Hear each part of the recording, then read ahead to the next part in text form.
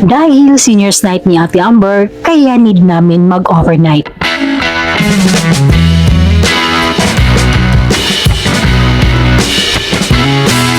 Padaba, we're here in Tagaytay. Ito ay ang way ng papuntang Nasugbu and the other side is papuntang Amadeo. Katitila pa lang ng ulan kaya malamig talaga ang weather dito. Now, welcome to Terrace Hill Resort and Hotel Wedding Cafe. This place is located at Crisanto and De Los Reyes Avenue, Amadeo, Cavite. Actually, hindi naman mahirap hanapin ang place na ito. I-type nyo lang siya sa Google Maps and dyan, mahanap mo na siya.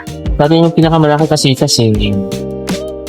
rooms yung pangdalawahan. Maganda yung place na ito, maaliwalas and nature na nature talaga ang vibe niya. Ang daming pine trees. At ito ang kanilang function area, napakaluwag at talaga naman napakaaliwalas. Ang ganda siguro pag ito ay naayusan na. Ang ganda talaga ng place gawing reception sa wedding. Itong area ito, dito niyo matatagpuan yung kanilang villas and casitas and talagang napakaganda ng place kasi ang daming halaman at ang daming puno. Magaan sa pakiramdam pag napapalibutan ka ng mga puno at halaman. As you can see po, this place ay napapaligiran ng mga kahoy at talaga namang very calm ang atmosphere dito. And from here, you can see the pool, so inviting. Talaga namang mag-i-enjoy ang mga junakis nyo and even ang mga adult. Casitas Espresso!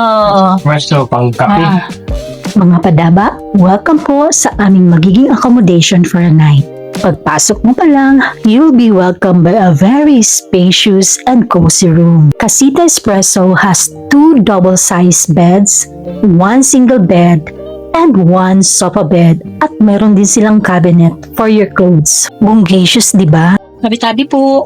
Ang room na ito, huwag kayong mag-alala, meron silang window-type aircon at talaga namang malamig siya. Malinis ang kanilang bed covers. Don't you worry dahil provided with toiletries, towels, and blankets. Kaya lang, provided lang nila isang rubber sleeper. Kaya magdala na lang kayo. Dito sa living room, merong isang sofa bed kung gusto mong matulog dito. Ang kagandahan dito, meron silang kitchen na malawak kung gusto mong magluto, may dining area at meron din silang ref with free small gallon of water with electric kettle and kung gusto mong magluto ng kanin, meron silang rice cooker. Meron din casserole and frying pan. The water faucet.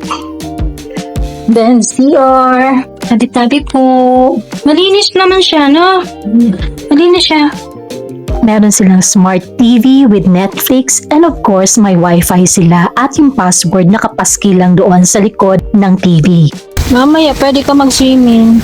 Hindi ko alam kung matutuwa ba ako o malulungkot dahil kami lang yung guest nung time na ito. Kasi nga as per sa caretaker ng place, nag-back out daw yung supposed to be nakasabay naming dalawa dahil nga malakas yung ulan ng mga nakaraang araw. Maganda at malawak yung place. At kung i-visit nyo yung Facebook page nila, makikita mo na ginagamit din yung place na ito sa mga prenuptial shots. Kaya kung gusto mo ng magandang place para sa iyong prenuptial shots, pa-reserve ka dito. For sure, pag may kasama kayong mga kids, mag-i-enjoy sila dito sa pool area. Yung pool nila, merong pang kids, merong pang adult. Pwede rin sila sa pang adult, but with supervision at meron silang floaters.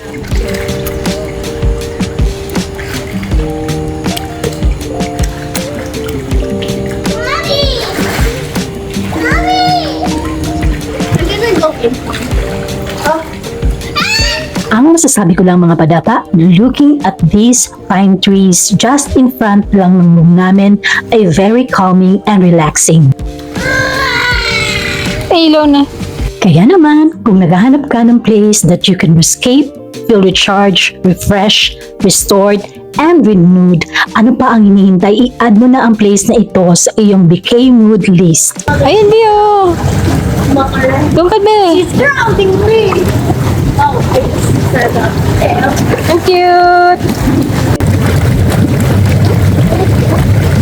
If you're looking for a place to recharge, be one with nature, soul searching, or healing man yan, dito ka na sa Terrace Hill.